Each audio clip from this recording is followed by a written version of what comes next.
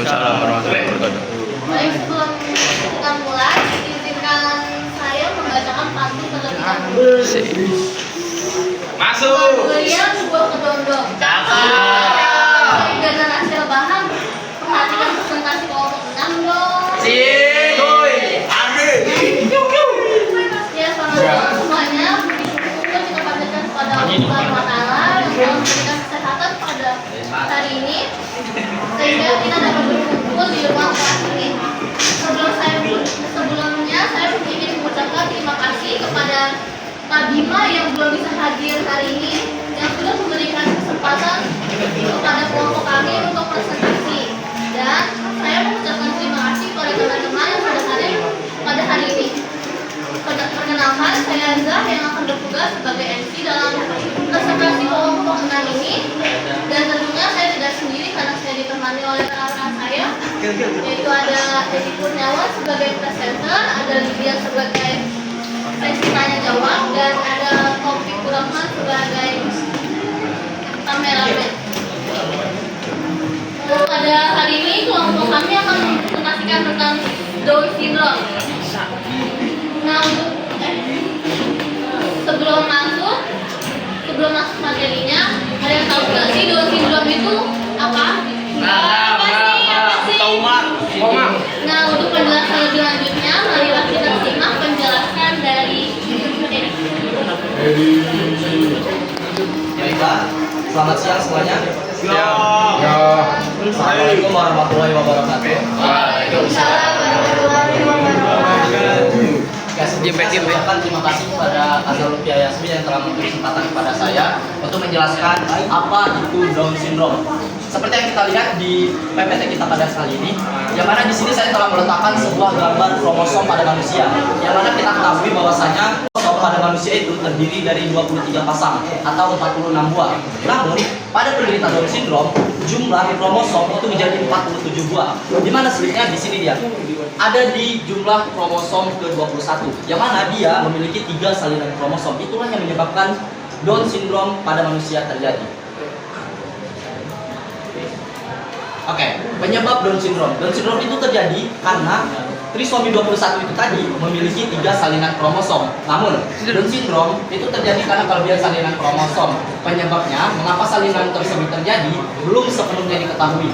Berikut adalah beberapa hal yang mungkin seseorang mengalami Down syndrome. Yang pertama, usia ibu hamil di atas 35 tahun. Hal itu beresiko menyebabkan lahirnya bayi penderita Down syndrome. Yang kedua, ada faktor keturunan, yang mana ketika riwayat keluarganya ada yang menderita Down syndrome, maka keturunannya mungkin saja bisa mengalami Down syndrome juga. Yes. Dan selanjutnya ada kelainan genetik. Hal ini juga bisa menyebabkan seseorang mengalami Down syndrome. Selanjutnya.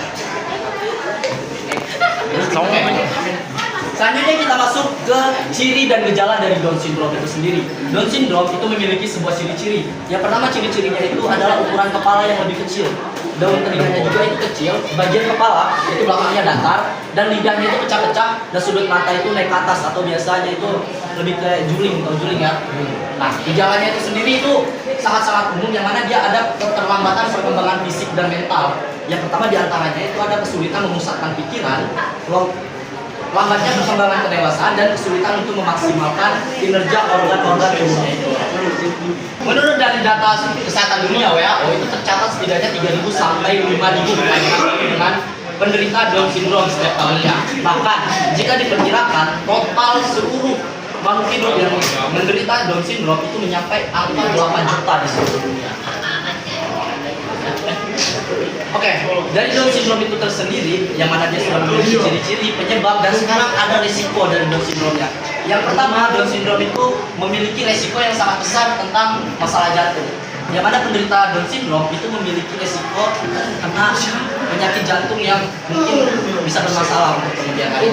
Yang kedua, ada masalah pencernaan, itu juga bisa dialami oleh seseorang yang menderita Down syndrome. Dan juga risiko yang lainnya yaitu masalah pendengaran dan penglihatan. Seseorang yang mengalami Down syndrome itu biasanya memiliki penglihatan dan pendengaran yang cukup tidak bekerja dengan baik, kurang lebih seperti itu. Dan selanjutnya penderita Down syndrome itu juga bisa mengalami obesitas. Pengobatannya itu yang pertama adalah pendidikan. Seorang yang menderita Down syndrome itu bisa disembuhkan dengan cara pendidikan, yang mana itu akan melatih dari keterlambatan kedewasaannya itu. Yang kedua adalah dukungan dari keluarga. Selain pendidikan, dukungan dari keluarga itu adalah hal yang sangat-sangat penting bagi penderita Down syndrome untuk mengalami atau bisa memproses percepatnya kesembuhannya. Dan selanjutnya, oke, maaf saya agak salah gambar di sini. Di sini itu sebenarnya adalah gambaran untuk pemeriksaan kesehatan, yang mana seseorang yang menderita Down syndrome itu bisa diperiksa kesehatannya dari dia lahir sampai dia memang benar-benar bisa dinyatakan sembuh dari Down syndrome. Oke, mungkin ada sekian yang dapat saya presentasikan. Saya kembalikan kepada kita. Tadi di sini menjelaskan materi tentang kami. Nah, agar pengetahuan kita tidak berhenti di sini, kami akan membuka sesi tanya jawab, yang mana kalian bisa menanya atau memberi pendapat tentang materi kami. Ada yang ingin ditanyakan? Assalamualaikum warahmatullahi wabarakatuh. Waalaikumsalam.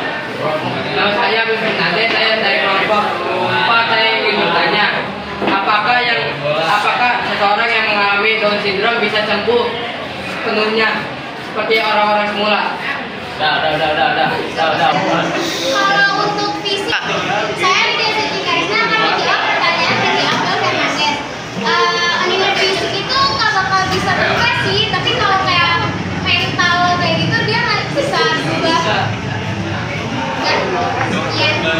Saya Resia Salwa Azahra dari kelompok thalassemia ingin bertanya, kira-kira penyakit Down syndrome ini bisa didiagnosis dari sebelum kelahiran atau tidak?